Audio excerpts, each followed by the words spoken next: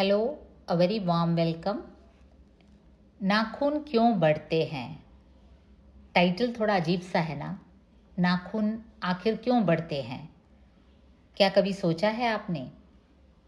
आपको शायद लगे कि भाई ये भी कोई विषय हुआ निबंध के लिए। निबंध तो आपने कई पढ़े होंगे। निबंधों की एक कैटेगरी है ललित निबंध, और इस प्रकार के निबंध उसी के अंतर्गत आते हैं। और हजारी प्रसाद द्विवेदी जी अपने ललित निबंधों के लिए काफ़ी फेमस रहे। ये जो ललित निबंध है एक्चुअली 1940s से हिंदी में प्रचलन में आया। व्यक्ति व्यंजक निबंधों के लिए यह शब्द रूढ़ सा हो गया। ललित निबंध वह निबंध है जहाँ रचनाकार बिना किसी आड़ के पाठक से बातचीत करता है और इस क्रम में वह पाठक के सामने खुलता जाता है। इससे क्या होता है ना, धीरे धीरे बात में बात बन जाती है। बिना किसी महत्वपूर्ण विषय के निबंध आकार ग्रहण करने लगता है।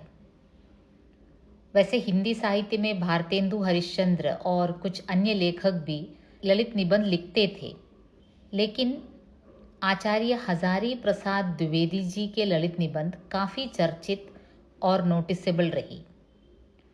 और उसके बाद विद्यानिवास मिश्र, कुबेरनाथ राय वगैरह के भी ललित निबंध उल्लेखनीय हैं। खैर, हम नाखून की ओर आते हैं। बच्चे कभी कभी चक्कर में डाल देने वाले प्रश्न कर बैठते हैं। अल्पज्ञ पिता बड़ा दयनीय जीव होता है। मेरी छोटी लड़की ने जब उस दिन पूछ दिया कि आदमी के नाखून क्यों बढ़ते हैं, तो मैं कुछ सोच ही नहीं सका।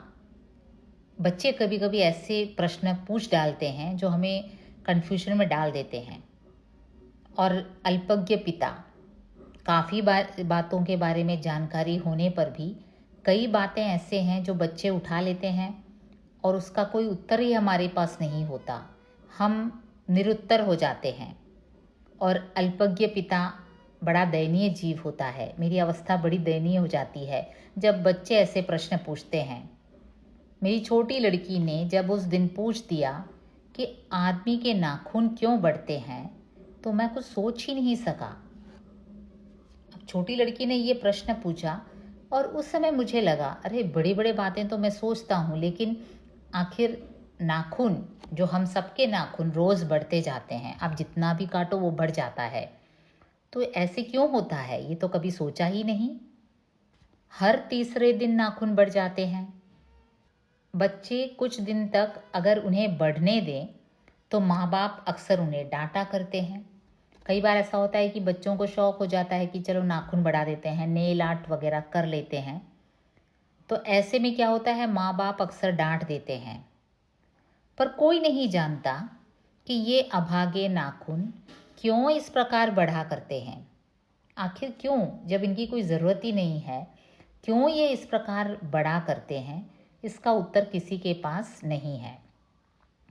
काट दीजिए, वे चुपचाप दंड स्वीकार कर लेंगे, पर निर्लज्ज अपराधी की भांति फिर छूटते ही सेंध पर हाजिर। अब देखिए, आप काट दें नाखून को तो एकदम चुपचाप वो अपना दंड मानो स्वीकार कर लेंगे, लेकिन एक दो दिन में ही निर्लज्ज अपराधी की तरह फिर बढ़ने लगेंगे। आखिर ये इतने बेहया क्यों हैं? अरे ये इतने बेशर्म क्यों हैं? इनमें कोई लज्जा ही नहीं है। मैं भी सोचने लगा, अरे सच ही तो है। छोटी लड़की ने पूछा तो मैंने भी सोचा कि ये नाखून जो हर दूसरे तीसरे दिन बढ़ जाता है और हम उसे अगर काट दें तो चुपचाप दंड स्वीकार कर लेंगे, लेकिन फिर निर्लज्ज अपराधी की भांति बेहया होकर फिर बढ़ने लगते हैं। कुछ लाख ही वर्षों की बात है, जब मनुष्य जंगली था, वन मानुष जैसा। उसे नाखून की ज़रूरत थी। हाँ, कुछ लाख वर्ष पहले जब आदमी इतना कल्चर्ड नहीं था, इतना सिविलाइज्ड नहीं था, असभ्य था, तो उस समय क्या था, वो जंगली था, वन मानुष जैसा था, वनों में रहता था। उसे नाखून की ज़रूरत थी। उस समय क्या था, एक औजार के रूप में मनुष्य को, जो जंगल में रहता था, जो जंगली था जानवरों की तरह, उसे नाखून की ज़रूरत थी। उसकी जीवन रक्षा के लिए नाखून बहुत ज़रूरी थे। अब कई बार अपनी जीवन रक्षा के लिए उसे ये नाखून काम आते थे। असल में वही उसके अस्त्र थे। अगर सोचा जाए तो ठीक है, अगर सोचा जाए तो इसमें सच्चाई है कि उस समय औजार वगैरह जब मनुष्य ने बनाना सीखा, उससे पहले के समय में जब वो जंगल में रहता था, उसे जंगली जानवरों का मुकाबला करना पड़ता था और अपनी स्वरक्षा के लिए उसके नाखून उसके सबसे अच्छे हथियार थे। दांत भी थे, पर नाखून के बाद ही उनका स्थान था। दांत, नख, ये सब उसके अस्त्र थे। उन दिनों उसे जूझना पड़ता था, प्रतिद्वंदियों को पछाड़ना पड़ता था। नाखून उसके लिए आवश्यक अंग था। अब कई बार उसे मुकाबला करना पड़ता था किसी जंगली जानवर का, और प्रतिद्वंदियों को पछाड़ने के लिए ये नाखून उसकी सहायता करते थे। तो उस समय नाखून उसके लिए आवश्यक अंग था। फिर धीरे धीरे वह अपने अंग से बाहर की वस्तुओं का सहारा लेने लगा। अब धीरे धीरे मनुष्य जब इवॉल्व करने लगा, सभ्य बनने लगा, तो अपने दांत और नाखून के अलावा वो अन्य औजार भी अपने प्रयोग में लाने लगा। पत्थर के ढेले और पेड़ की डालें काम में लाने लगा। तो इस सिलसिले में पत्थर के ढेले भी लेने लगा या फिर पेड़ की डालें लेने लगा। रामचंद्र जी की वानरी सेना के पास ऐसे ही अस्त्र थे। अब रामचंद्र की वानरी सेना के पास इस प्रकार के अस्त्र थे। उसने हड्डियों के भी हथियार बनाए। इन हड्डी के हथियारों में सबसे मजबूत और सबसे ऐतिहासिक था देवताओं के राजा का वज्र, जो दधीची मुनि की हड्डियों से बना था। अच्छा, ये जो दधीची मुनि हैं, हिंदू मिथोलॉजी में एक कहानी है। लोक कल्याण के लिए आत्मत्याग किया इन्होंने, इसलिए उनका नाम काफ़ी आदर से लिया जाता है, दधीची मुनि का। तपस्या और पवित्रता की प्रतिमूर्ति थी। उन्होंने देवलोक की रक्षा के लिए अपनी अस्थियों का दान किया था। कहा जाता है उनकी पीठ की हड्डी से वज्र बना और शिर से ब्रह्मशिर नामक अस्त्र बनाया गया। इस प्रकार दधीची मुनि के शरीर की हड्डियों को देवताओं ने ग्रहण किया और उन्होंने वृत्तासुर नामक एक असुर को मारा। तो ये एक पुराणों में एक कथा है। माना जाता है कि देवताओं के राजा का जो वज्र था वो दधीची मुनि की हड्डियों से बना था और वो काफ़ी स्ट्रांग था। मनुष्य और आगे बढ़ा, उसने धातु के हथियार बनाए। अब उसके बाद हड्डी, पत्थर, लकड़ी वगैरह का बाद वो धातु, मेटल एज आया। जिनके पास लोहे के अस्त्र और शस्त्र थे वे विजयी हुए। लोहा, जब आयरन मेटल से हम हथियार बनाने लगे तो वो एक और ही युग था। देवताओं के राजा तक को मनुष्यों के राजा से इसलिए सहायता लेनी पड़ी थी कि मनुष्यों के राजा के पास लोहे के अस्त्र थे। कहा जाता है, पुराणों में कहा जाता है कि देवताओं के राजा तक को मनुष्यों के राजा से इसलिए सहायता लेनी पड़ती थी कि मनुष्यों के राजा के पास लोहे के अस्त्र थे। तो देखिए ललित निबंध कैसे इवॉल्व होकर आता है। एक छोटे से व्यक्तिगत विषय को लिया। बेटी ने पूछा कि नाखून क्यों बढ़ रहे हैं, और बात बात पर बात बनती जा रही है। नाखून से शुरू होकर दांत, हड्डियाँ और लोहे तक पहुंच गई है। तो हमने देखा कैसे वो इतिहास के उदाहरण को ले लेकर विषय को आगे बढ़ाते हैं। ये अक्सर उनके सभी निबंधों में देखा जाता है। आचार्य हजारी प्रसाद द्विवेदी जी स्वयं हिंदी साहित्य के आदिकाल के रचनाकार हैं, इतिहास से गहरा संबंध रखने वाले हैं और भीष्म पितामह के जैसे ही इतिहास से उदाहरण दे देकर तो अपनी बातों को सिद्ध करने का इनका एक जो तरीका है वो यहाँ भी देखने को मिलता है। तो वो पूछते हैं, तो वो कहते हैं कि जिनके पास लोहे के अस्त्र और शस्त्र थे वे विजयी बने, देवताओं के राजा तक को मनुष्यों के राजा से इसलिए सहायता लेनी पड़ती थी कि मनुष्यों के राजा के पास लोहे के अस्त्र थे। असुरों के पास अनेक विद्याएं थी, पर लोहे के अस्त्र नहीं थे। शायद घोड़े भी नहीं थे। अब देखिए, देवताओं का उदाहरण देकर कहते हैं, असुरों का उदाहरण देकर कहते हैं कि उन सभी के पास लोहे के अस्त्र नहीं थे। आर्यों के पास ये दोनों चीज़ें थी। आर्य जो मानव जाति के थे, उनके पास तो ये दोनों चीज़ें थी। लोहे के अस्त्र भी थे, घोड़े भी थे। लोहे के अस्त्र भी थे, घोड़े भी थे। इसलिए आर्य विजयी हुए। अब देखिए, लोहे का इम्पोर्टेंस, लोहे का अस्त्र जो लोहे का जो इम्पोर्टेंस है, वो कहते हैं कि उसी के कारण आर्य विजयी हुए। फिर इतिहास अपनी गति से बढ़ता गया। नाग हारे, सुपर्ण हारे, यक्ष हारे, गंधर्व हारे, असुर हारे, राक्षस हारे। अब देखिए, ये जो भी है, नाग, सुपर्ण, यक्ष, गंधर्व, असुर, राक्षस, ये सभी हारे इसलिए क्योंकि लोहे के अस्त्रों ने बाजी मार ली। उनके पास लोहे के अस्त्र नहीं थे। इतिहास आगे बढ़ा। पलीते वाली बंदूकों ने, कारतूसों ने, तोपों ने, बमों ने, बम वर्षक वायुयानों ने इतिहास को किस कीचड़ भरे घाट तक घसीटा है, यह सबको मालूम है। अब देखिए, पहले लोहे का इस्तेमाल नहीं होता था और लोहे की डिस्कवरी नहीं हुई थी। अब देखिए, लोहे के आने के बाद बंदूकें बनने लगे, कारतूस बनने लगे, बड़े बड़े तोप बनने लगे, जिसमें से आग का गोला उगलता है तोप, और बम बनने लगे। और उसके बाद बम वर्षक वायुयान भी बनने लगे, फाइटर प्लेन्स बनने लगे। और इन सभी के आविष्कार ने इतिहास को किस कीचड़ भरे घाट तक घसीटा है, यह सबको मालूम है। उसके बाद तो मानो आदमी इतना पशुत्व दिखाने लगा कि उसने इस लोहे के आविष्कार के बाद लड़ने के इतने सारे सामान बना डाले कि इतिहास को कीचड़ भरे घाट तक उसने घसीटा। नखधार मनुष्य एटम बम पर भरोसा करके आगे की ओर चल पड़ा है, पर उसके नाखून अब भी बढ़ रहे हैं।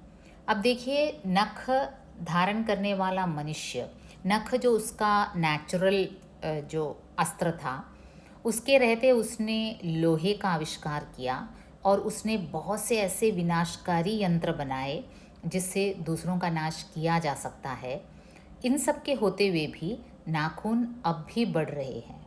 अब देखिए, जब लोहे का आविष्कार कर लिया है तो ये अस्त्र जो नाखून की क्या ज़रूरत है। अब भी प्रकृति मनुष्य को उसके भीतर वाले अस्त्र से वंचित नहीं कर रही है। दुनिया इतनी आगे बढ़ गई है, इतने सारे डिस्कवरीज, इतने सारे इन्वेंशंस हो गए हैं, लेकिन फिर भी प्रकृति मनुष्य को उसके भीतर वाले अस्त्र से क्यों वंचित नहीं कर रही। ये छोटा सा विषय एक बच्ची ने पूछा और मेरे मन में ये एक अमिट छाप बन गई। मेरे मन में ये प्रश्न बनकर खड़ा हो गया कि इतने सारे अस्त्रों के निर्माण के बाद भी ये जो नाखून है, ये क्यों बढ़ रहे हैं, जो हमारे स्वाभाविक अस्त्र थे। आज भी वह याद दिला देती है कि तुम्हारे नाखून को भुलाया नहीं जा सकता। तुम वही लाखों वर्ष पहले के नख दंतावलंबी जीव हो, पशु के साथ एक ही सतह पर विचरने वाले, चरने वाले।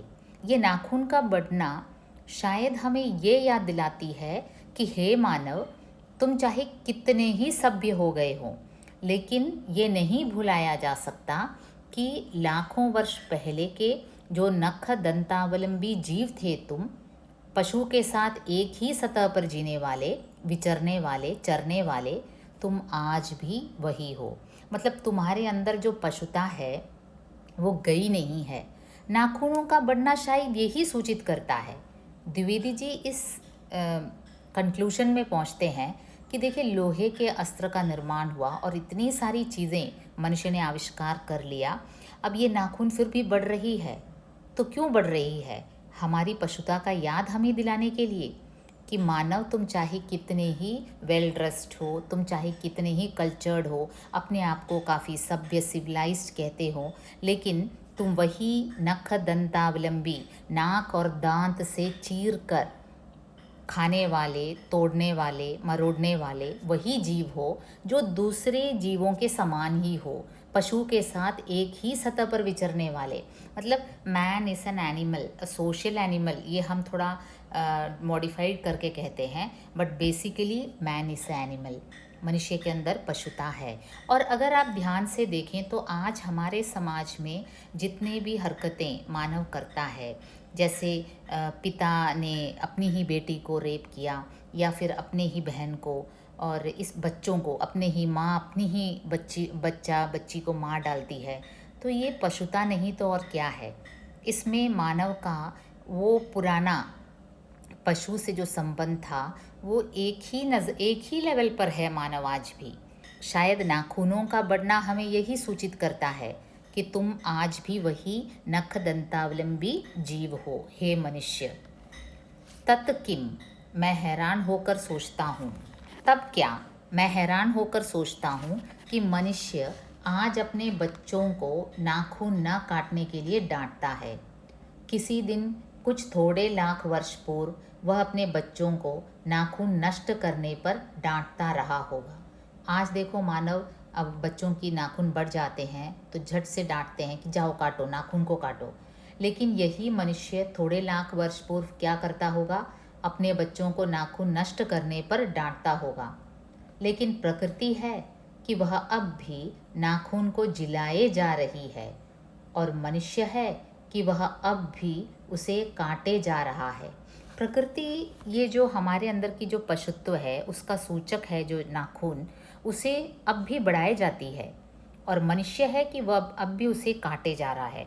कि ये क्या सूचित करता है कि हमारे अंदर जो एनिमल इंस्टिंक्ट है वो तो है ही, वो रहेगा, बस हम उसे नाखून को काट काट कर यह सूचित करते हैं कि हम मानव बनने की कोशिश में हैं, इस प्रक्रिया में हैं, कि हमारे अंदर का जो एनिमल इंस्टिंक्ट है उसे हम दबा रहे हैं। ऐसा कभी नहीं होता कि ये एनिमल इंस्टिंक्ट, ये पशुत्व हमसे पूरी तरह हट जाए। वे कमबख्त रोज बढ़ते हैं क्योंकि वे अंधे हैं, नहीं जानते कि मनुष्य को इससे कोटि कोटि गुना शक्तिशाली हथियार मिल चुका है। देखिए, नाखून शायद ये नहीं जानते कि नाखून शायद ये नहीं जानते कि मनुष्य को इससे कोटि कोटि गुना शक्तिशाली हथियार मिल चुका है। अब इन नाखूनों की कोई ज़रूरत नहीं है। मुझे ऐसा लगता है कि मनुष्य अब नाखून को नहीं चाहता। उसके भीतर बर्बर युग का कोई अवशेष रह जाए, यह उसे असह्य है। उसके अंदर उसकी पुराने युग का, जब आदि मानव था, जब वो जानवरों के बीच रहता था, बर्बर युग का था, तो उस समय का जो निशान है, जो नाखून, जो उस समय उसके लिए काफ़ी यूज़फुल था, वो उस प्रकार की कोई निशानी आजकल नहीं चाहता। कोई अवशेष रह जाए वह उसे असह्य मानता है। लेकिन यह कैसे कहूँ, नाखून काटने से क्या होता है? मनुष्य की बर्बरता घटी कहाँ है? वह तो बढ़ती जा रही है। अब देखो, विरोधाभास यही है कि इस प्रकार केवल बाह्य रूप से नाखून का काट देना, उससे मनुष्य की बर्बरता भला कहीं कम हुई है? वो तो बढ़ती जा रही है। हम तो देख ही रहे हैं, रोज़ ऐसे ऐसे इंसिडेंट्स होते हैं जहां मनुष्य पशु से भी बदतर रूप से, अच्छा, कहा जाता है कि जानवर दूसरों पर तब हमला करता है जब उस पर कोई आपत्ति आती है, या फिर जब उसे काफ़ी भूख लगती है।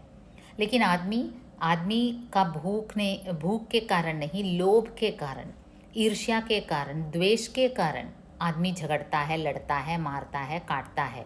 तो ये सभी पशुत्व के लक्षण आदमी दिखाता है, लेकिन फिर भी वो दिखाने के लिए अपने नाखून काट देता है। मनुष्य के इतिहास में हिरोशिमा का हत्याकांड बार बार थोड़े ही हुआ है। यह तो उसका नवीन रूप है। मैं मनुष्य के नाखून की ओर देखता हूँ तो कभी कभी निराश हो जाता हूँ। ये उसकी भयंकर पांचवी वृत्ति के जीवंत प्रतीक हैं। देखिए, मुझे कई बार नाखून को देखकर काफ़ी दुख होता है, मैं निराश हो जाता हूँ, क्योंकि ये मनुष्य के भयंकर पांचवी वृत्ति के जीवंत प्रतीक हैं, जो एनिमल इंस्टिंक्ट हैं उसकी जीवंत प्रतीक हैं ये नाखून। अब मैं सोचता हूँ कि देखिए, मनुष्य के इतिहास को अगर लें तो हिरोशिमा का हत्याकांड बार बार थोड़े ही हुआ है। यह तो उसका नवीन रूप है। इसलिए मुझे कई बार मनुष्य के नाखून को देखकर निराशा हो जाती है कि ये उसकी भयंकर पांचवी वृत्ति के जीवंत प्रतीक ही तो हैं। मनुष्य की पशुता को जितनी बार काट दो वह मरना नहीं जानती। यही कंक्लूजन में मैं पहुंच सकता हूं कि मनुष्य की पशुता जो है उसे आप जितनी बार काट दो वह मरना नहीं जानती। वो तो अपनी पशुता को लिए ही रहेगी, चाहे बाह्य रूप से हम इन नाखूनों को काट क्यों न दें। जो पशुता है, जो मानव सहज पशुता हमारे अंदर है, वो तो रहने को ही है। एक छोटी सी बच्ची द्वारा उछाला गया ये प्रश्न उन्हें बाध्य कर डालती है नाखूनों के बारे में गहनता से सोचने के लिए। वैसे मनुष्य राशि निर्ममता से नाखूनों को काट तो देते हैं, लेकिन इस विषय पर विचार ही नहीं करते कि आखिर ये नाखून बढ़ क्यों जाते हैं। नाखून काटने से मनुष्य की बर्बरता भला कम हुई है? इन सवालों से जूझते हुए निबंध आगे बढ़ता है। हजारी प्रसाद द्विवेदी जी कहते हैं, कुछ हजार साल पहले मनुष्य ने नाखून को सुकुमार विनोदों के लिए उपयोग में लाना शुरू किया था। वात्स्यायन के काम सूत्र से पता चलता है कि आज से 2000 वर्ष पहले का भारतवासी नाखूनों को जम के संवारता था। अब देखिए, हजारी प्रसाद द्विवेदी जी हर एक चीज़ में इतिहास से गवाही ढूंढते हैं। ये उनकी एक आदत है। उनका ज्ञान राशि का भंडार भी काफ़ी बड़ा था, विशाल था। इसलिए जिस विषय पर भी वे सोचते थे गहनता पूर्वक, उनका उदाहरण वे इतिहास में खोजते थे।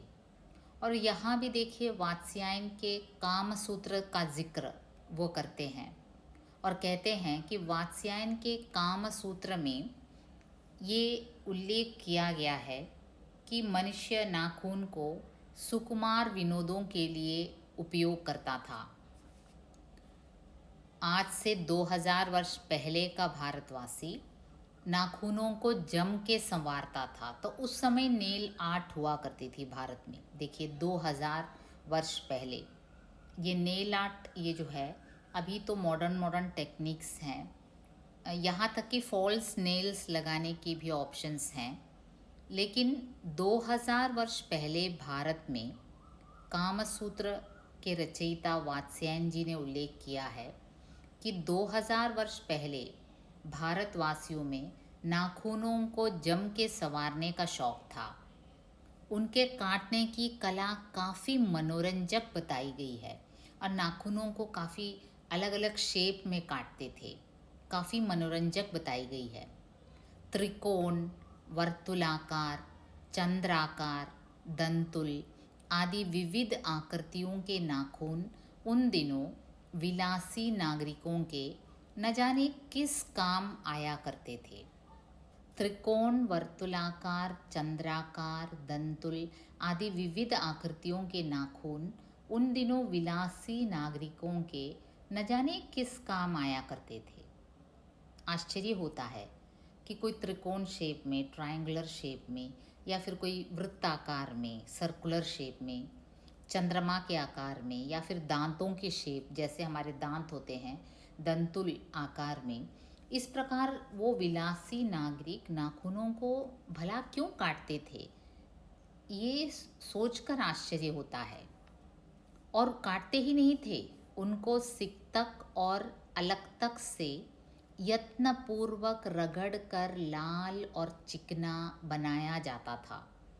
अब देखिए, जो सिकतक है, मोम है, जो वैक्स होता है, और अलक्तक आलता होता है, जो रेड कलर होता है, जैसे डांस वगैरह में हम लगाते हैं हाथ में, उससे यत्नपूर्वक रगड़ कर लाल और चिकना बनाया जाता था नाखूनों को। तो उस समय नेल कटर तो हुआ नहीं करता होगा, लेकिन फिर भी वो लोग क्या करते थे, मोम से और आलता लगाकर उसे यत्नपूर्वक रगड़ कर और फिर कौन कौन से शेप में काटते थे, त्रिकोण, वर्तुलाकार, चंद्राकार, दंतुल आदि शेप्स में काट कर काफ़ी चिकना बनाया जाता था।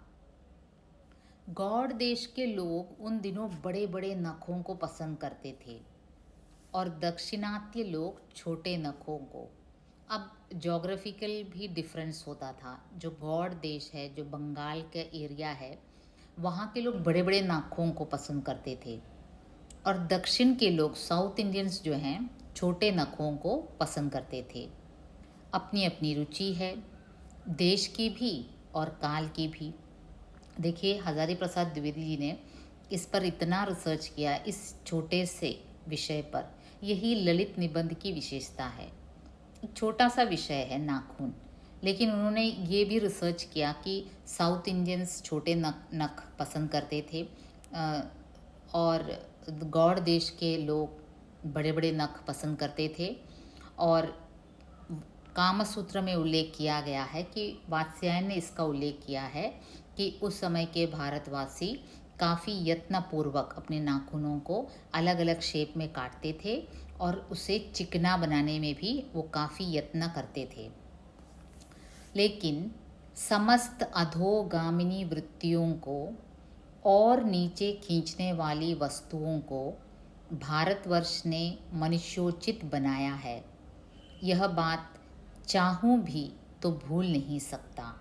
अब प्रसाद जी कहते हैं, हजारी प्रसाद द्विवेदी जी कहते हैं कि भारतवर्ष की एक विशेषता है कि समस्त अधोगामिनी वृत्तियाँ, मतलब कि जो प्रवृत्तियाँ हमें नीचा दिखाती हैं, नीचे की ओर ले जाती हैं, हमें श्रेष्ठता की ओर नहीं बल्कि और नीचे की ओर खींचती हैं, उन सभी वृत्तियों को और नीचे खींचने वाली वस्तुओं को भारतवर्ष ने मनुष्योचित बनाया है। ये भारतवर्ष की एक विशेषता कही जा सकती है कि जिन चीज़ों को अधोगामिनी वृत्तियाँ मानी जाती हैं, मतलब कि नीच प्रवृत्तियाँ मानी जाती हैं, उसे भी भारतवर्ष के लोग मनुष्योचित बना देते हैं। जैसे ये नाखून है, नाखूनों का बढ़ना और उनका हमारे शरीर में रहना मनुष्य की पशुता को याद दिलाती है, मनुष्य की बर्बरता, उसका वाइल्डरनेस, कि दूसरों पर आक्रमण करने की उसकी जो प्राकृतिक रूप से ये जो नाखून है वो उसके आक्रामक स्वभाव का द्योतक है। लेकिन देखिए, इतिहास साक्षी है कि 2000 साल पहले भारतवर्ष में इस प्रकार नाखूनों को संवारा जाता था। मानव शरीर का अध्ययन करने वाले प्राणी विज्ञानियों का निश्चित मत है कि मानव चित्त की भांति मानव शरीर में भी बहुत सी अभ्यासजन्य सहज वृत्तियाँ रह गई हैं। जो जूलॉजिकल स्टडी करते हैं, जो एनिमल स्टडी करते हैं और जो मानव शरीर का अध्ययन करते हैं, उन प्राणी वैज्ञानियों का निश्चित मत है, उनका अभिप्राय है, उनका मत है कि मानव चित्त की भांति, मानव के मन के समान ही शरीर में भी बहुत सी अभ्यासजन्य सहज वृत्तियाँ रह गई हैं। कई नेचुरल जो हमारे स्वभाव हैं हमारे मानस पटल में भी रह गई हैं और शरीर में भी। हम कहते हैं कि मानव इवॉल्व होकर आया है। साइंटिस्ट यही कहते हैं कि मनुष्य इवोल्यूशन के मुताबिक इस प्रकार हुआ है। लेकिन हमारे मन में, हमारे चित्त में और हमारे शरीर में भी बहुत सी ऐसी चीज़ें रह गई हैं जो सहज हैं, जो नेचुरल है। उसी में एक नाखून है। दीर्घ काल तक उनकी आवश्यकता रही है। अतएव शरीर ने अपने भीतर एक ऐसा गुण पैदा कर लिया है कि वे वृत्तियाँ अनायास ही और शरीर के अनजान में भी अपने आप काम करते हैं। ये नाखून हमारे लिए काफ़ी उपयोगी थे एक ज़माने में, तो इसलिए शरीर भी समझ गया है कि ये नेचुरली मानव को ये नाखून की ज़रूरत है और इसलिए जाने अनजाने में ये शरीर अपने आप काम करती है। और शरीर ने ये गुण भी पैदा कर लिया है शायद कि ये जो नाखून है मानव की काम आएगी, इसीलिए आज भी ये बढ़ती जा रही है। नाखून का बढ़ना उसमें से एक है, केश का बढ़ना दूसरा है। अब देखिए कहाँ से कहाँ ले जाते हैं हजारी प्रसाद द्विवेदी जी। नाखून का बढ़ना इस प्रकार की एक प्रवृत्ति है, हमारे बालों का बढ़ना भी दूसरी प्रवृत्ति है, और दांत का दोबारा उठना तीसरा है, पलकों का गिरना चौथा है। देखिए ये सब नियमित रूप से होता है, होता आ रहा है। क्यों होता है? जैसे दांत, पहले हमारे दूध के दांत आते हैं, मिल्क टीथ, उसके गिरने के बाद दोबारा आता है। ऐसा नहीं कि दोबारा दांत आता ही नहीं। तो लेखक इसे यूँ कनेक्ट करते हैं कि एक दांत के गिरने के बाद भी मनुष्य को दांत की ज़रूरत रहती है, इसीलिए दोबारा दांत उठता है। उसी प्रकार नाखून भी, नाखून का बढ़ना भी उसमें एक है। पलकों का गिरना, जैसे हमारे आई लैशेस हैं उनका गिरना, उसके बाद फिर उगाते हैं पलकें। केश का बढ़ना, और असल में सहजात वृत्तियाँ अनजान की स्मृतियों को ही कहते हैं। ये जो सहजात वृत्तियाँ हैं, जो स्वाभाविक, जो हमारे स्वाभाविक रूप से हमें जो वृत्तियाँ उत्पन्न होती हैं, जो हमारे कैरेक्टरिस्टिक्स होते हैं, उसे अनजान की स्मृतियों को ही, और लेखक कहते हैं असल में सहजात वृत्तियाँ अनजान की स्मृतियों को ही कहते हैं। अनजान में ही ये उत्पन्न होते हैं। जैसे देखिए, आपको पता भी नहीं चलता कि केश कैसे कब बढ़ रहे हैं। उसी प्रकार नाखून का बढ़ना, पलकों का बढ़ना, दांत के सिवा बाकी तीनों तो हमको नोटिसेबल ही नहीं है कि कब ये बढ़ रहे हैं। तो ये सब सहजात वृत्तियाँ हैं, नेचुरल इंस्टिंक्ट के अनुसार ये बढ़ते हैं। हमारी भाषा में भी इसके उदाहरण मिलते हैं। अगर आदमी अपने शरीर की, मन की और वाक की अनायास घटने वाली वृत्तियों के विषय में विचार करें तो उसे अपनी वास्तविक प्रवृत्ति पहचानने में बहुत सहायता मिले। पर कौन सोचता है? सोचना तो क्या, उसे इतना भी पता नहीं चलता कि उसके भीतर नख बढ़ा लेने की जो सहजात वृत्ति है वह उसके पशुत्व का प्रमाण है। अब देखिए, अगर आदमी अपने शरीर की, मन की और वाक की अनायास घटने वाली वृत्तियों के विषय में विचार करें तो उसे अपनी वास्तविक प्रवृत्ति समझने में बहुत सहायता मिलती है। लेखक कहते हैं हमारे शरीर में, हमारे मन में, और हम जो शब्द, जिन शब्दों का प्रयोग करते हैं, उनकी अनायास ही घटने वाली प्रवृत्तियों के विषय में जो नेचुरली घटती है हमारे शरीर में, हमारे मन में, और हमारे जो शब्द हैं जो हम बोलने में जिसका उपयोग करते हैं, इन पर अगर हम गहनता से अगर मनुष्य विचार करेगा तो हमें हमारी वास्तविक प्रवृत्ति समझने में काफ़ी सहायक सिद्ध होगी। लेकिन नहीं, मनुष्य कभी ये सोचता ही नहीं। हमारे मन में और हमारे शरीर में स्वाभाविक रूप से क्या क्या घट रही है, इसके बारे में कोई गहनता से सोचता ही नहीं। सोचना तो क्या, उसे इतना भी पता नहीं चलता कि उसके भीतर नख बढ़ा लेने की जो सहजात वृत्ति है वह उसके पशुत्व का प्रमाण है। देखिए, लेखक फिर अंडरलाइन करके कहते हैं कि वो ये सोचता नहीं है मनुष्य कि हमारे, ये देखिए ये सब नेचुरली बढ़ते हैं, बाल, केश वगैरह, लेकिन हम उस पर ज़्यादा ध्यान नहीं देते। लेकिन अगर ध्यान देता मनुष्य तो वो ये समझ जाता कि ये जो वृत्ति है, जो नेचुरल सहजात वृत्ति है, वो वास्तव में मनुष्य के भीतर छिपे पशुत्व का प्रमाण है, उसका एनिमल इंस्टिंक्ट का प्रमाण है। उन्हें काटने की जो प्रवृत्ति है वह उसकी मनुष्यता की निशानी है। देखिए, उसे काटना, नाखूनों का काटना मनुष्य की मनुष्यता की निशानी है। मेरे ख्याल से ये एक दो सेंटेंस इस पूरे ऐसे में सबसे पते की है कि काटने की जो प्रवृत्ति है नाखूनों को, वो उसकी मनुष्यता की निशानी है।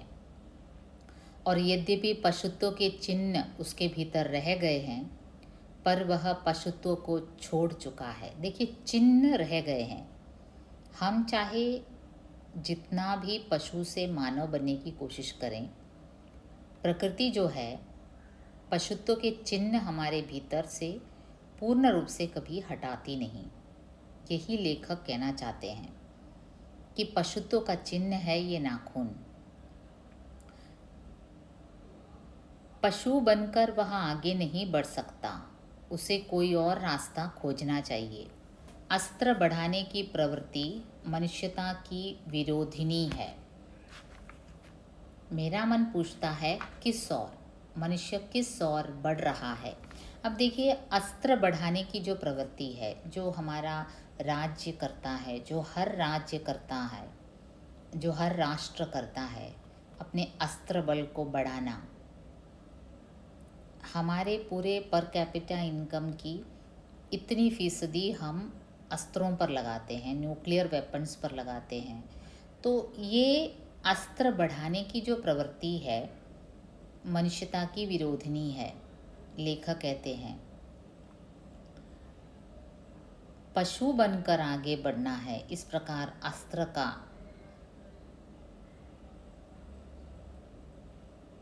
देखिए, इस प्रकार पशु बनकर आगे नहीं बढ़ा जा सकता। मनुष्य को कोई और रास्ता खोजना चाहिए। लेखक कहते हैं अस्त्र बढ़ाने की प्रवृत्ति मनुष्यता की विरोधिनी है।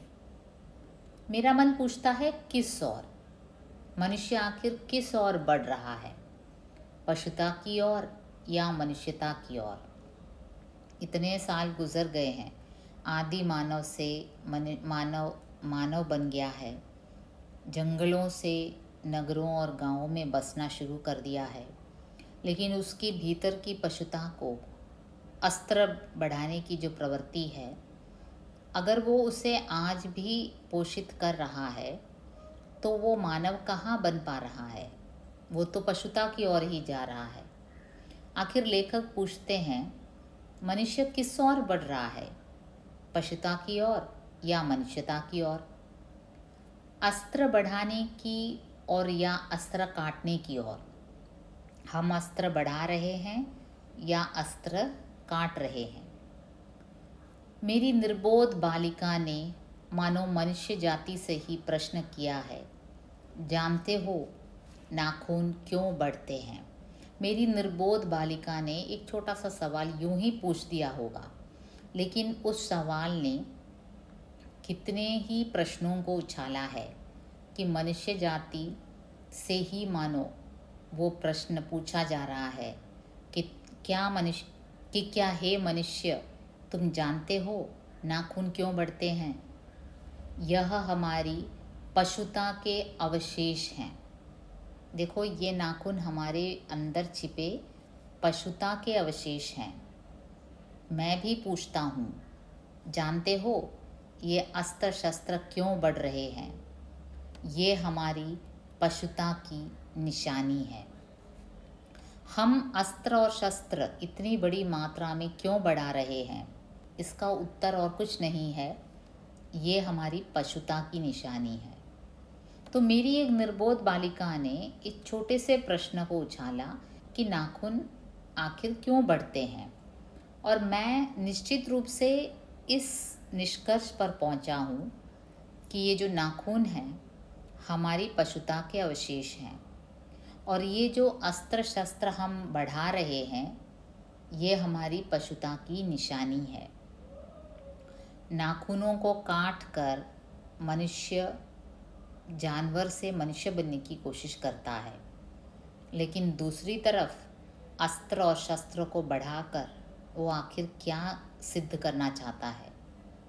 अस्त्र और शस्त्र क्यों बढ़ रहे हैं, ये हमारी पशुता की निशानी है।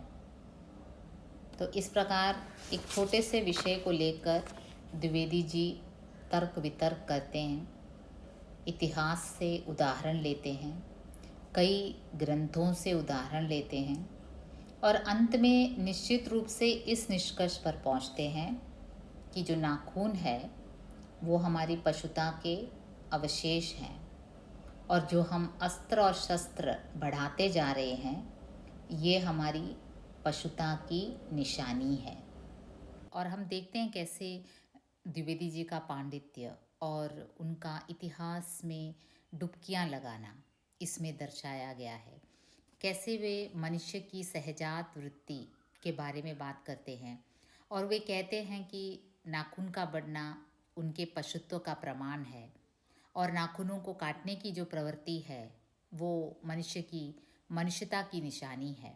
ये सब वो कहते हैं और ये भी कहते हैं कि अपनी वास्तविक प्रवृत्ति पहचानने में बहुत सहायता मिलेगी अगर आदमी अपने शरीर की, मन की और वाक की अनायास घटने वाली वृत्तियों के विषय में विचार करें। देखिए 3 बातें कही हैं।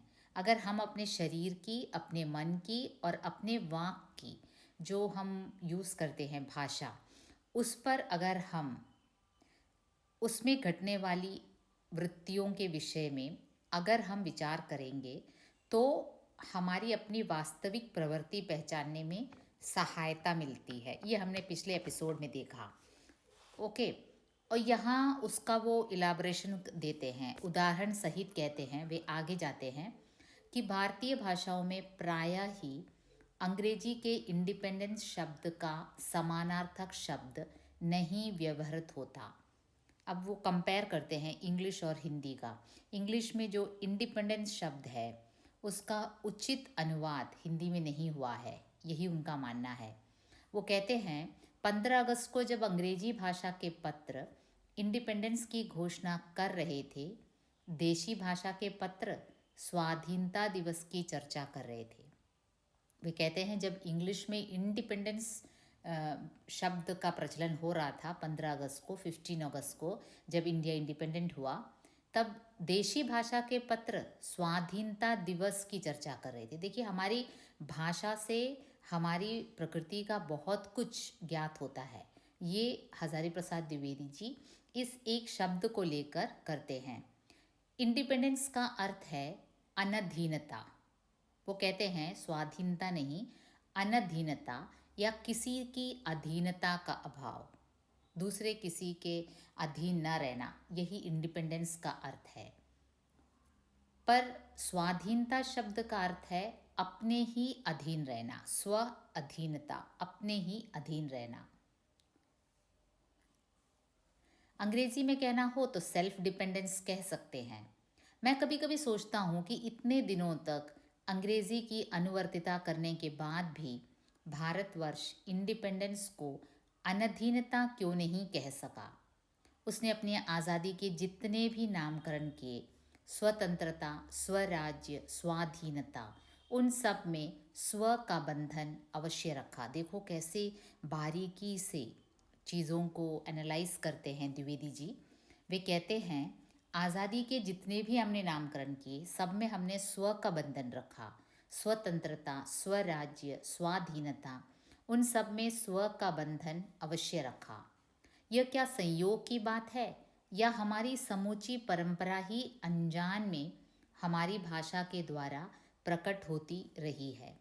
अब देखिए ये नेचुरली हो गया है, स्वाभाविक हो गया है, या हमारी जो पूरी परंपरा है अनजान में ही हमारी भाषा के द्वारा प्रकट हो रही है। मुझे प्राणी विज्ञानी की बात फिर याद आती है। अब देखिए वाक से फिर वो शरीर की ओर आते हैं। प्राणी विज्ञानी की बात पर याद आती है कि सहजात वृत्ति अनजानी स्मृतियों का ही नाम है। स्वराज्य होने के बाद स्वभावतः स्वराज होने के बाद स्वभावतः ही हमारे नेता और विचारशील नागरिक सोचने लगे हैं कि इस देश को सच्चे अर्थ में सुखी कैसे बनाया जाए।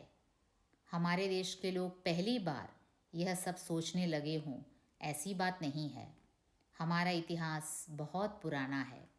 हमारे शास्त्रों में इस समस्या को नाना भावों और नाना पहलुओं से विचारा गया है। अब देखिए स्वराज होने के बाद, हमारा अपना राज्य भारत स्वतंत्र होने के बाद, हमारे नेता और विचारशील नागरिक सोचने लगे कि देश को सच्चे अर्थ में सुखी कैसे बनाया जाए। अब देखिए, ऐसा नहीं है कि हमारे देश के लोग पहली बार ये सब सोचने लगे हों। हमारा इतिहास बहुत पुराना है। द्विवेदी जी कहते हैं, हमारे शास्त्रों में इस समस्या को नाना भावों और नाना पहलुओं से विचारा गया है। हम कोई नौसिखिए नहीं हैं जो रातों रात अनजान जंगल में पहुंचाकर आरक्षित छोड़ दिए गए हों। देखिए, हम कोई नौसिखिए नहीं है, मतलब कि हमने ये कोई कला अभी नहीं सीखी है। ऐसा नहीं है कि 15 अगस्त को हमें इंडिपेंडेंस मिला और हम अनजान जंगल में पहुंचकर आरक्षित भटकने वाले लोगों जैसे हैं। भाई, हमारी भी अपनी सभ्यता है, हमारी कल्चर है, और उसके ऊपर ब्रिटिश वालों ने राज्य किया। इसका ये मतलब नहीं कि हमारे में सोचने की शक्ति नहीं थी या फिर हमारी कोई अपनी कल्चर नहीं थी। हमारी परंपरा महिमामयी, उत्तराधिकार विपुल और संस्कार उज्ज्वल हैं। हमारी जो परंपरा है वो महिमामयी है और उत्तराधिकार विपुल और संस्कार उज्ज्वल है। हमारे जो संस्कार हैं काफ़ी उज्ज्वल हैं। हमारे जो कल्चर हैं, हम काफ़ी सिविलाइज थे। हमारे अनजान में भी ये बातें हमें एक खास दिशा में सोचने की प्रेरणा देती है। यह ज़रूर है कि परिस्थितियाँ बदल गई हैं, उपकरण नए हो गए हैं और उलझनों की मात्रा भी बहुत बढ़ गई है, पर मूल समस्याएं बहुत अधिक नहीं बदली है। अब देखिए, इंडिया के इंडिपेंडेंस होने के इतने साल हो गए, परिस्थितियाँ तो बदल गई हैं। उस समय जब हम थे 1947 में, उससे हम बहुत आगे निकल गए हैं, उपकरण नए हो गए हैं और कन्फ्यूजन भी और बढ़ गया है, उलझनों की मात्रा भी बहुत बढ़ गई है, पर मूल समस्याएं बहुत बहुत अधिक नहीं बदली हैं। बेसिक जो प्रॉब्लम्स है वो ज़्यादा नहीं बदली हैं। भारतीय चित्त जो आज भी अनधीनता के रूप में न सोचकर स्वाधीनता के रूप में सोचता है, वह हमारे दीर्घकालीन संस्कारों का फल है। अगर भारतीय जनमानस स्वाधीनता सोचता है, मतलब स्व के अधीन रहना, अनधीनता नहीं सोचता, तो ये इसका कारण क्या है? हमारे दीर्घकालीन संस्कारों का फल है। हमारा कल्चर जो है उसका फल है ये कि हम स्व के अधीन रहना चाहते हैं। वह स्व के बंधन को आसानी से नहीं छोड़ सकता। अपने आप पर अपने आप के द्वारा लगाया हुआ बंधन हमारी संस्कृति की बड़ी भारी विशेषता है। अब ये देखिए, अपने आप पर अपने आप द्वारा लगाया हुआ बंधन हमारी कल्चर की एक बहुत बड़ी विशेषता है। ऐसा नहीं है कि इंडिपेंडेंट हो गया और कुछ भी मनमानी कर लिया, भाई पागलों जैसे घूमने लगे। अपने अधीन रहना एक बहुत बड़ी बात है। तो ये हमारे संस्कारों का ही फल है कि हम स्व के अधीन रहते हैं और हम सभी चीज़ों में स्व लगाते हैं, मतलब एक सीमा के भीतर रहकर जीने का जो कल्चर है वो हमारे दीर्घकालीन संस्कारों का फल है। ये अचानक हमारे ऊपर नहीं थोपा गया है। ये हमारे पूर्वजों के संस्कार थे जो हमें मिले। और 1947 में जब इंडिया इंडिपेंडेंट हुआ तो ये नहीं था कि ब्रिटिश लोग चले गए और हम जंगल में भटकने वाले आरक्षित जानवरों की तरह छोड़ दिए गए। ऐसा नहीं था। इंडियन कल्चर बहुत पहले से ही सिविलाइज था। अपने आप पर अपने आप के द्वारा लगाया हुआ बंधन हमारी संस्कृति की बड़ी भारी विशेषता है। मैं ऐसा तो नहीं मानता कि जो कुछ हमारा पुराना है, जो कुछ हमारा विशेष है, उससे हम चिपटे ही रहें। अब देखिए, मैं इतिहास से उदाहरण लेता हूँ और भारतीय संस्कृति के पुराणों की महिमा का मंडन करता हूँ, तो इसका मतलब आप ये मत सोचिए कि मैं जो भी पुरानी बात है उसी से चिपके लगे रहता हूँ। ऐसी बात नहीं है। मैं ऐसा नहीं मानता कि जो कुछ हमारा पुराना है वही सब विशेष है, उससे हम चिपटे ही रहें। ऐसा नहीं है। पुराने का मोह सब समय वांछनीय ही नहीं होता। पुराने से चिपटे रहना, प्राचीन संस्कृति से चिपटे रहना, चाहे अच्छा हो या बुरा, वो हमेशा डिसायरेबल नहीं होता, वांछनीय नहीं होता। मरे बच्चे को गोद में दबाए रहने वाली बंदरिया मनुष्य का आदर्श नहीं बन सकती। देखिए, जब बंदरिया अपने मरे हुए बच्चे को गोद में चिपकाए रहती है, उस प्रकार मरे हुए पुराने संस्कारों को अपने गोद में दबा कर रखना हमारी कोई हमारा आदर्श नहीं है। उसमें हम नहीं विश्वास करते कि जो भी पुराना है, जो भी पुरानी रूढ़ियाँ हैं, उसमें परिष्कार करना चाहिए, ये नहीं कि उससे चिपटा रहना चाहिए। परंतु मैं ऐसा भी नहीं सोच सकता कि हम नई अनुसंधित्सा के नशे में चूर होकर अपना सरबस खो दें। अब देखो, ये भी नहीं मैं मानता कि जो कुछ नया है उसे उसी तरह अपना कर हम उसके नशे में चूर होकर अपना सब कुछ पुराना खो दें, ये भी मैं नहीं मानता। कालिदास ने कहा था कि सब पुराने अच्छे नहीं होते, सब नए खराब भी नहीं होते। कालिदास जो बहुत महाकवि थे, कालिदास जो पहुँचे हुए कवि थे संस्कृत के, उन्होंने कह रखा है कि सब पुराने अच्छे नहीं होते, सब नए खराब भी नहीं होते। भले लोग दोनों की जांच कर लेते हैं, जो हितकर होता है उसे ग्रहण करते हैं। देखो, जो जिसमें चिंतन मनन की शक्ति है, जो भले लोग हैं, पुराने और नए की जांच कर लेते हैं और जो उनके लिए हितकर होता है, जो इनके लिए अच्छा सिद्ध होता है, उसे ग्रहण करते हैं। और मूढ़ लोग दूसरों के इशारे पर भटकते रहते हैं, और जो मूढ़ लोग हैं, जिनकी बुद्धि उतनी काम नहीं करती, वो क्या करते हैं, दूसरों के इशारे पर भटकते रहते हैं।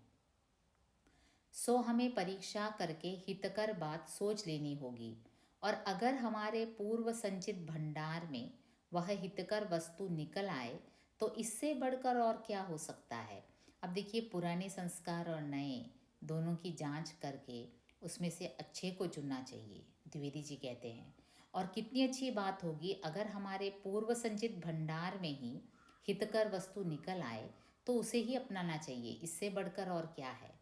मतलब हमारी जो कल्चर और संस्कृति में जो पुरानी है उसे उसी तरह नहीं अपनाना चाहिए जैसे बंदरिया मरे हुए बच्चे को अपने गोद से चिपका लेती है, इसमें कोई श्रेष्ठता नहीं है।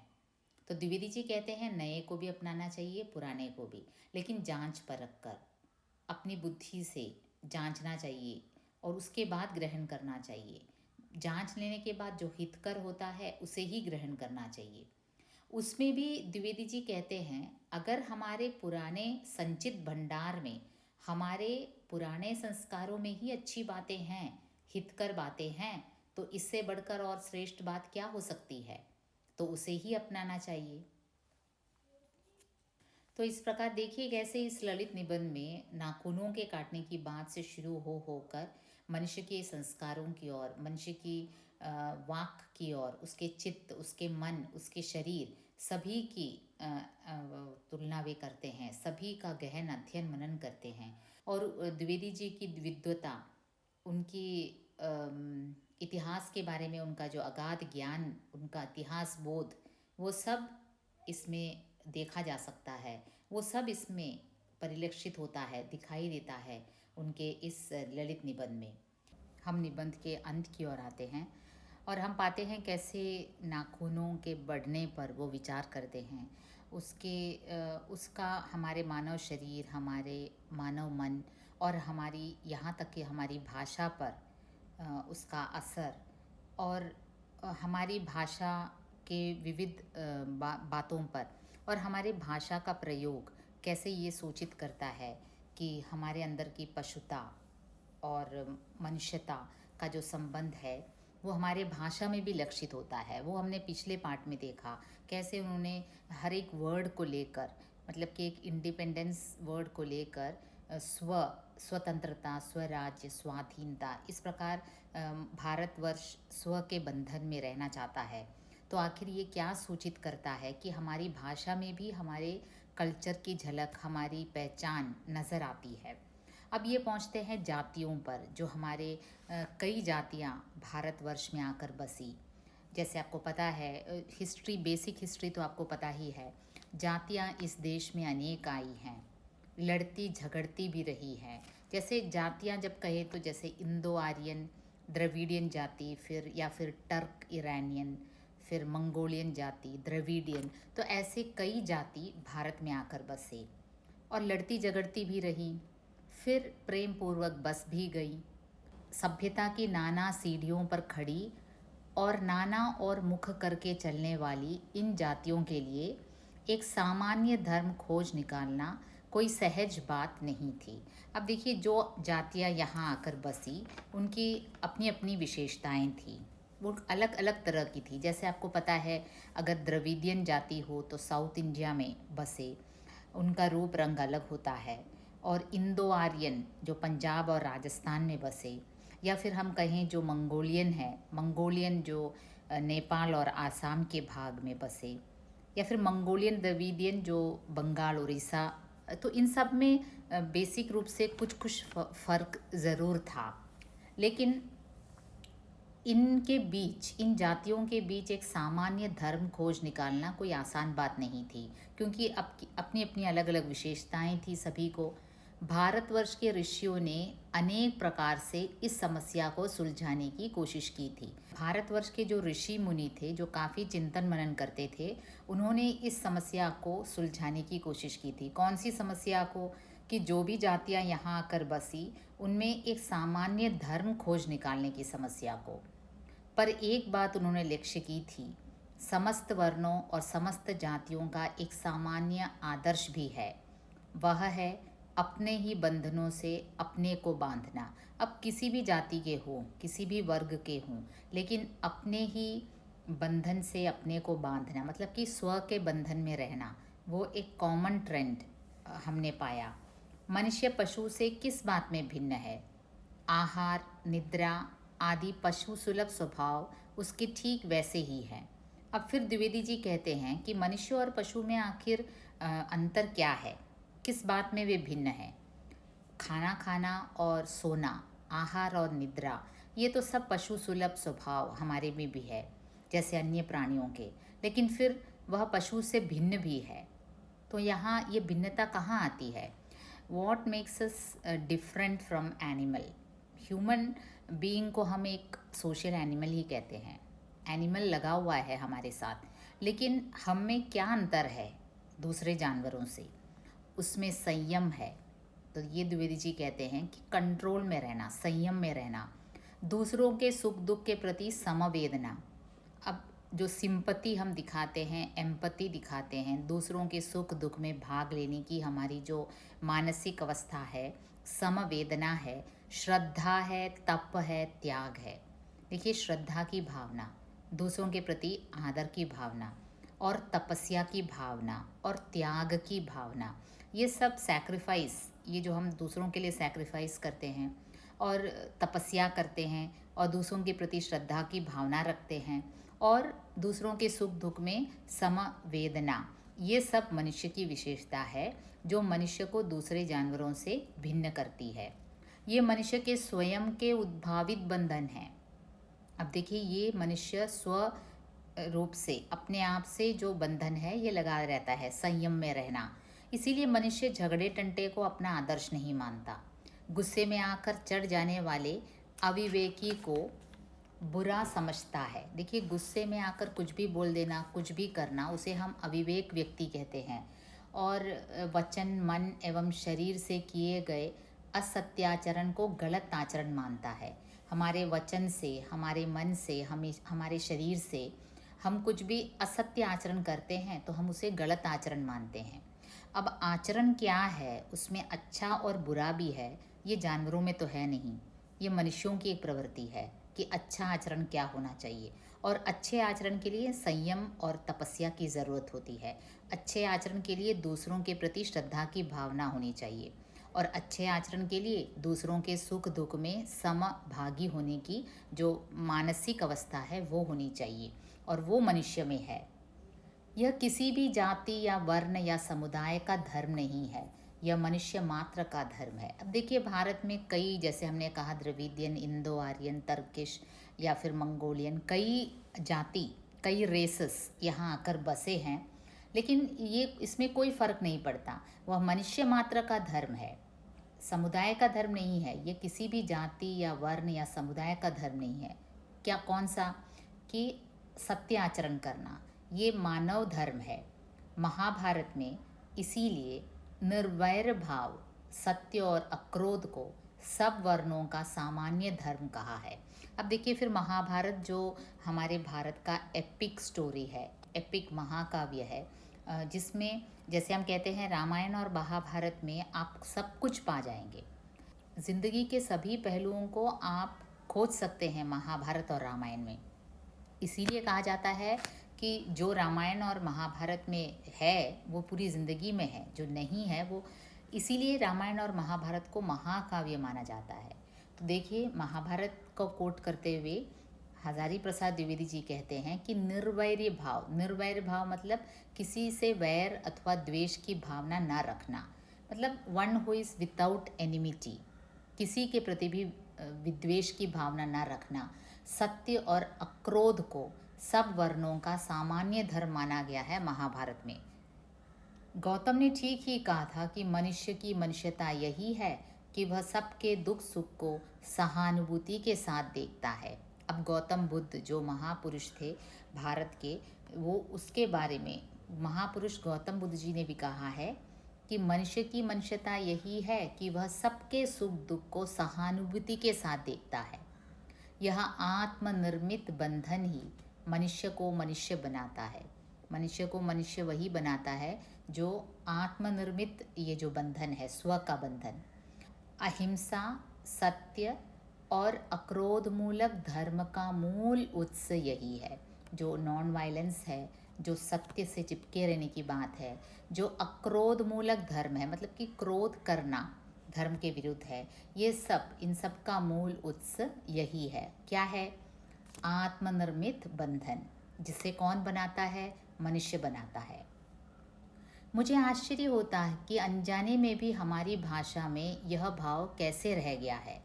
देखिए, मैं आश्चर्य करता हूँ कि अनजाने में भी ये भाव हमारी भाषा में भी रह गया है। तभी तो हमने स्वतंत्र, स्वाधीन, स्वराज्य आदि शब्दों का प्रयोग किया है। हमने अनधीन शब्द का प्रयोग इसलिए नहीं किया है क्योंकि जाने अनजाने में भी हमारी भाषा में भी यह भाव लक्षित होता है। लेकिन मुझे नाखून के बढ़ने पर आश्चर्य हुआ था। अज्ञान सर्वत्र आदमी को पछाड़ता है और आदमी है कि सदा उससे लोहा लेने को कमर कसे है। अज्ञानता सर्वत्र आदमी को पछाड़ता है। इग्नोरेंस, किसी के बारे में ना जानना, वो आदमी को पछाड़ता है, पीछे की ओर ले जाता है। और आदमी है कि सदा उससे लोहा लेने को कमर कसे है। अब आदमी भी अज्ञानता को पछाड़ते पछाड़ते आगे बढ़ता है। मनुष्य को सुख कैसे मिलेगा? बड़े बड़े नेता कहते हैं वस्तुओं की कमी है, और मशीन बैठाओ, और उत्पन्न बढ़ाओ, और धन की वृद्धि करो, और बाह्य उपकरणों की ताकत बढ़ाओ। अब देखिए, मनुष्य को सुख कैसे मिलेगा? अगर लोगों से पूछे कि आदमी सुखी कब हो सकता है, ये मनुष्य राशि कब सुखी हो सकता है, तो उसमें बड़े बड़े नेता कहेंगे वस्तुओं की कमी है, और मशीन बैठाओ, इंडस्ट्रियलाइजेशन पर वो जोर देंगे, और उत्पादन बढ़ाओ, और धन की वृद्धि करो। अब धन की वृद्धि को हमारे संतोष से सीधा जोड़ते हैं नेता, उत्पादन को जोड़ते हैं कि अगर ज़्यादा उत्पादन बना लिया तो आदमी खुश होगा, और बाह्य उपकरणों की ताकत बढ़ाओ। तो ये सब चीज़ें हैं जो बड़े बड़े नेता कहेंगे। लेकिन एक बूढ़ा था, उसने कहा था बाहर नहीं भीतर की ओर देखो। देखिए, भारतवर्ष ने एक ऐसे महान व्यक्ति को जन्म दिया था, एक बूढ़े व्यक्ति को, जिसने ये कहा था कि बाहर नहीं भीतर की ओर देखो। देखो, बाह्य उपकरणों को बढ़ाने से, मशीनों को बढ़ाने से, उत्पादन बढ़ाने से कोई फ़ायदा नहीं है। अगर वास्तविक खुशी चाहिए तो अपने अंदर भीतर झांक कर देखो। हिंसा को मन से दूर करो, वायलेंस, हिंसा को मन से दूर करो। मिथ्या को हटाओ, क्रोध और द्वेष को दूर करो। देखिए, ये मिथ्या, ये जो धन का लोभ है, ये सब मिथ्या है, माया है, उसे हटाओ और उसके बदले क्रोध और द्वेष को दूर करो। लोक के लिए कष्ट सहो, आराम की बात मत सोचो, प्रेम की बात सोचो, आत्मतोषण की बात सोचो, काम करने की बात सोचो। देखें कितने पते की बात उस बूढ़े व्यक्ति ने कही। यहाँ द्विवेदी जी का इशारा महात्मा गांधी की ओर है। उन्होंने नॉन वायलेंस को अहमियत दी। उन्होंने ये कहा कि आत्मतोषण की बात सोचो, काम करने की बात सोचो, और आराम की बात मत सोचो। उनका जीवन ही इसका उदाहरण था। उनका जीवन आपको पता है कैसे वो बहुत ही कम सुविधाओं में रहते थे और कैसे आराम की बात नहीं सोचते थे, हमेशा कर्मनिरत रहते थे, क्रोध और द्वेष को दूर करने की बात करते थे। उच्छृंखलता पशु की प्रवृत्ति है। ये उच्छृंखलता है कि जो अपने मन में आए मनमानी करना, ये पशु की प्रवृत्ति है। स्व का बंधन मनुष्य का स्वभाव है। मनुष्य का स्वभाव है स्व का बंधन। बूढ़े की बात अच्छी लगी या नहीं पता नहीं, उसे गोली मार दी गई। अब देखिए, इस बूढ़े व्यक्ति ने इतनी अच्छी बातें कही, अब उसकी बात हमें अच्छी लगी या नहीं, जो भी हो, उन्हें गोली मार दी गई। आदमी के नाखून बढ़ने की प्रवृत्ति ही हावी हुई। अब देखिए, आदमी में जो पशुत्व की प्रवृत्ति है, जिसका द्योतक है नाखून का बढ़ना, वही विजयी हुआ। तभी तो इतनी अच्छी बातें कहने वाले बूढ़े को गोली मार दी। आदमी के नाखून बढ़ने की प्रवृत्ति ही हावी हुई। मैं हैरान होकर सोचता हूँ, बूढ़े ने कितनी गहराई में बैठकर मनुष्य की वास्तविक चरितार्थता का पता लगाया था। अब देखिए, मैं सोचता हूँ, मैं अक्सर हैरान होता हूँ कि उस बूढ़े व्यक्ति ने, गांधी जी ने, कितनी गहराई से घुसकर मनुष्य की वास्तविक चरितार्थता का पता लगाया था। जहाँ एक और बड़े बड़े नेता कह रहे थे कि उत्पादन बढ़ाओ, मशीन बैठाओ, धन की वृद्धि करो, वस्तुओं की कमी है तभी हमें खुशी नहीं है, वहीं उस बूढ़े व्यक्ति ने कहा, इन सब से कुछ नहीं होने वाला, अपने अंदर झांको, आराम की बात मत सोचो, काम की बात सोचो, आत्मतोषण की बात सोचो। तो ये सब उस बूढ़े व्यक्ति ने कहा और हमने उसे गोली मार दी। ऐसा कोई दिन आ सकता है जबकि मनुष्य के नाखूनों का बढ़ना बंद हो जाएगा। अब लेखक द्विवेदी जी ये व्यक्त करते हैं कि ऐसा भी कभी होगा क्या कि नाखूनों का बढ़ना बंद हो जाएगा। प्राणी शास्त्रियों का ऐसा अनुमान है कि मनुष्य का अनावश्यक अंग उसी प्रकार झड़ जाएगा जिस प्रकार उसकी पूंछ झड़ गई है। अब देखिए, जैसे प्राणी शास्त्रों से पूछें तो वो तो कहेंगे कि मानव इवॉल्व होकर आया है। पहले मानव की पूंछ हुआ करती थी, फिर पूंछ की ज़रूरत नहीं पड़ी तो पूंछ झड़ गए। ऐसे हमने बायोलॉजी के क्लास में बचपन में पढ़ा है। और भी पढ़ा है, जैसे वेस्टिजियल ऑर्गेन्स के बारे में पढ़ा होगा आपने, जिनकी ज़रूरत शरीर को नहीं रहती, जैसे अपेंडिक्स उसमें एक है, वेस्टिजियल ऑर्गन है। अब ये द्विवेदी जी के मन में ये शंका है कि जिस प्रकार जिस चीज़ की ज़रूरत हमारे शरीर में नहीं रह जाती, उसका फिर इवॉल्व होकर उसका नष्ट हो जाना देखा जाता है, तो ऐसे में क्या नाखून भी बढ़ने कभी बंद हो जाएंगे? ऐसा कभी होगा क्या? उस दिन मनुष्य की पशुता भी लुप्त हो जाएगी। अगर ऐसे हुआ तो मैं मानता हूँ कि उस दिन मनुष्य की पशुता भी खत्म हो जाएगी। शायद उस दिन वह मारणास्त्रों का प्रयोग भी बंद कर देगा। तब तक इस बात से छोटे बच्चों को परिचित करा देना वांछनीय जान पड़ता है कि नाखून का बढ़ना मनुष्य के भीतर की पशुता की निशानी है। अब देखिए, एक दिन ऐसा भी आएगा शायद, ये लेखक कहते हैं कि नाखूनों का बढ़ना एकदम से बंद हो जाएगा।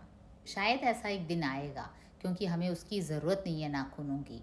लेकिन जब तक वो दिन आएगा, तब तक तो बच्चों को इस बात से परिचित करा देना चाहिए कि नाखून का बढ़ना मनुष्य के भीतर की पशुता की निशानी है और उसे नहीं बढ़ने देना मनुष्य की अपनी इच्छा है, अपना आदर्श है।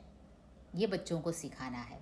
तो ये मेरे ख्याल से इस पूरे एस्से में, पूरे निबंध में पते की बात यहाँ आती है, इन सेंटेंसेसों में, कि बच्चों को हमें सिखाना चाहिए, जो दूसरे जनरेशन है। एक बच्ची ने यहाँ सवाल किया है कि नाखून क्यों बढ़ते हैं, और अंत में लेखक इस निष्कर्ष पर पहुँचते हैं कि छोटे बच्चों को ये सिखाना चाहिए कि नाखून इसलिए बढ़ते हैं क्योंकि ये मनुष्य के भीतर की पशुता की निशानी है। हमारे अंदर भी एक जानवर छिपा हुआ है, उसकी निशानी है ये नाखून, और उसे नहीं बढ़ने देना मनुष्य की अपनी इच्छा है, अपना आदर्श है।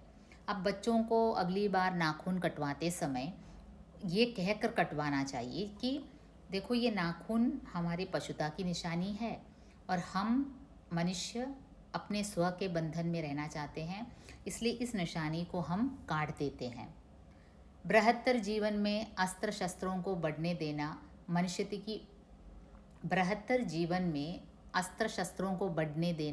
मनुष्य की पशुता की निशानी है और उनकी बाढ़ को रोकना मनुष्यत्व का तकाजा है। अब देखिए, विशालमय जीवन में अस्त्र और शस्त्रों का बढ़ने देना मनुष्य की पशुता की निशानी है। हमको पता है, हर एक राष्ट्र अस्त्र और शस्त्र को बढ़ाने में लगा हुआ है। नहीं नहीं, इवन बायोलॉजिकल अस्त्र खोज रहे हैं। और कहा जाता है कि ये जो अभी जो ये कोविड का ये जो है वो एक बायोलॉजिकल वार है, ऐसा भी अनुमान लगाया जाता है। और उनकी बाढ़ को रोकना मनुष्यत्व का तकाजा है। तकाजा यानी हमारी आंतरिक प्रेरणा। उस बाढ़ को रोकना मनुष्यत्व की आंतरिक प्रेरणा है। किस बाढ़ को रोकना? अस्त्रों और शस्त्रों को बढ़ने के बाढ़ को रोकना। मनुष्य में जो घृणा है, जो अनायास बिना सिखाए आ जाती है, वह पशुत्व की द्योतक है। और अपने को संयत रखना, दूसरे के मनोभावों का आदर करना मनुष्य का स्वधर्म है। देखिए, मनुष्य में जो घृणा की भावना उत्पन्न होती है, जो छोटे छोटे बच्चों से लेकर शुरू हो जाती है, वो हमें कोई सिखाता नहीं है, अनायास ही आ जाता है। वह पशुत्व की द्योतक है। अब किसी बच्चे को ये सिखाने की ज़रूरत नहीं है कि घृणा कैसे की जाती है। ये पशुत्व का द्योतक है। और अपने को संयत रखना, दूसरे के मनोभावों का आदर करना मनुष्य का स्वधर्म है। लेकिन ये सिखाया जाना चाहिए बच्चों को कि अपने आप को संयम में रखना चाहिए और दूसरे के मनोभावों का आदर करना चाहिए। ये हमारा स्वधर्म है और ये बच्चों को सिखाया जाना चाहिए। बच्चे यह जाने तो अच्छा हो कि अभ्यास और तप से प्राप्त वस्तुएं मनुष्य की महिमा को सूचित करती है। बच्चों को ये सिखाना चाहिए कि जो वस्तु हम अभ्यास और तपस्या से प्राप्त करते हैं उसकी महिमा कुछ अलग ही है। वैसे भी आपको पता ही है, कुछ चीज़ आपको यूं ही मुफ्त में मिल जाए तो उसका मूल्य हमें कुछ रहता नहीं है। लेकिन जिस चीज़ को प्राप्त करने के लिए आपने काफ़ी अभ्यास किया हो, काफ़ी प्रैक्टिस किया हो और काफ़ी तपस्या की हो और उसके बाद आपको मिलती हो, तो उसका मीठापन कुछ अलग ही होता है। सफलता और चरितार्थता में अंतर है। और लेखक अपने अंतिम पैराग्राफ में कहते हैं कि सक्सेस और जो चरितार्थता है, जो हमारे चरित्र के स्वभाव के कारण, जो हमारी महिमा के कारण हमें मिलता है, ये दोनों अलग बातें हैं। मनुष्य मरणास्त्रों के संचयन से, बाह्य उपकरणों के बाहुल्य से उस वस्तु को पा भी सकता है जिसे उसने बड़े आडंबर के साथ सफलता का नाम दे रखा है। अब देखिए, बाह्य उपकरणों के बाहुल्य से और फिर मरणास्त्रों के कलेक्शन से, उसके संचयन से हम उस वस्तु को पा सकते हैं जिसे हम बड़े आडंबर के साथ सफलता का नाम देते हैं। हम अपने आप को सक्सेस मानते हैं, सक्सेसफुल मानते हैं। हम अपने आप को सक्सेसफुल मानते हैं जब हम काफ़ी मरणास्त्र संचयन कर लेते हैं और बाह्य उपकरणों के बाहुल्य से हम बहुत कुछ पा लेते हैं और अपने आप को सक्सेस मानते हैं। लेकिन मनुष्य की चरितार्थता प्रेम में है, मैत्री में है, त्याग में है, अपने को सबके मंगल के लिए निश्शेष भाव से दे देने में है। अब देखिए, कहाँ नाखूनों से शुरू होकर द्विवेदी जी मनुष्य की चरितार्थता की ओर उसको डिफाइन करते हुए कहते हैं कि अगर आप में प्रेम हो, मैत्री हो, त्याग की भावना हो और सबके लिए मंगल की भावना हो और निश्शेष भाव से दे देने की भावना, मतलब कि स्वार्थता को त्याग कर निश्शेष भाव से सब कुछ दे देने की भावना, निश्शेष भाव से सब कुछ त्यागने की भावना अगर आपके अंदर हो तो उसे ही चरितार्थता मानी जा सकती है। ना ही सक्सेस जो आपको बाह्य उपकरणों से मिलता है, जो कि आपको मारण अस्त्रों के संचयन से मिलता है, उसे हम सक्सेस कह नहीं सकते। उसमें कोई बड़ी बात नहीं है। जब तक आप में प्रेम ना हो, मैत्री ना हो, त्याग की भावना ना हो और निश्शेष भाव से दूसरों को दे देने की भावना ना हो, तब तक उसमें कोई मूल्य नहीं रह जाता। जो कुछ आपने सफलता के रूप में ले रखा हो वो सब व्यर्थ दिखेगा। नाखूनों का बढ़ना मनुष्य की उस अंध सहजात वृत्ति का परिणाम है जो उसके जीवन में सफलता ले आना चाहती है। उसको काट देना उस स्वनिर्धारित आत्मबंधन का फल है जो उसे चरितार्थता की ओर ले जाता है। अब नाखूनों का बढ़ना मनुष्य की उस स्वाभाविक जो नेचुरल इंस्टिंक्ट है कि सफल होना, सक्सेस होना, उसका प्रतीक है नाखूनों का बढ़ना। और उसे काट देना हमारी जो स्वनिर्धारित आत्मबंधन का फल है। अपने को अपने काबू के अंदर रखने की जो बात है जो हमारे स्व के बंधन में रहने की बात है, उसमें ही चरितार्थता है। नाखून बढ़ते हैं तो बढ़े, मनुष्य उन्हें बढ़ने नहीं देगा। अब अंत में अंतिम सेंटेंस आशावादी होकर द्विवेदी जी कहते हैं कि नाखून बढ़ते हैं तो बढ़े, मनुष्य उन्हें बढ़ने नहीं देगा। मतलब क्योंकि नाखून मनुष्यता का प्रतीक नहीं है, जानवरों का प्रतीक है, पशुत्व का प्रतीक है, तो इसलिए नाखून चाहे बढ़ें लेकिन हम उन्हें बढ़ने नहीं देंगे। तो द्विवेदी जी इस पूरे निबंध में कई विचार प्रकट करते हैं, इतिहास से उदाहरण लेते हैं, गौतम बुद्ध की बात करते हैं, महात्मा गांधी की बात करते हैं, महाभारत को लेते हैं, और ये भी आशा प्रकट करते हैं कि प्राणी विज्ञानियों के अनुसार अगर हो सकता है तो एक दिन ऐसा भी आएगा कि नाखून बढ़ना ही बंद हो जाएगा। लेकिन जब तक ऐसा होता है तब तक हमारे बच्चों को ये सिखाना चाहिए कि नाखून जो है वो हमारे अंदर की पशुता की निशानी है और उसे नहीं बढ़ने देना मनुष्यता की अपनी इच्छा है, अपना आदर्श है। और बच्चों को ये भी सिखाना चाहिए कि जो सफलता जिसको हम सक्सेस कहते हैं, वो सफलता मारण अस्त्रों के संचयन से या फिर बाह्य उपकरणों के बाहुल्य से या फिर आडंबर से नहीं प्राप्त किया जा सकता। वास्तविक चरितार्थता तो प्रेम में है, मैत्री में है, त्याग में है और सबके मंगल के लिए निःशेष भाव से दे देने में है। इसलिए नाखून बढ़ते हैं तो बढ़ें, मनुष्य उन्हें बढ़ने नहीं देगा। तो आशा करती हूँ आप लोग इसका अर्थ समझ गए होंगे। थोड़ा ज़्यादा ही खिंच गया, नाखून से शुरू होकर एक ललित निबंध थोड़ा ज़्यादा ही बोल गया, मुझे तो पर्सनली ऐसे ही लगा। आई होप मैं मैसेज कन्वे करने में सफल हुई हूँ।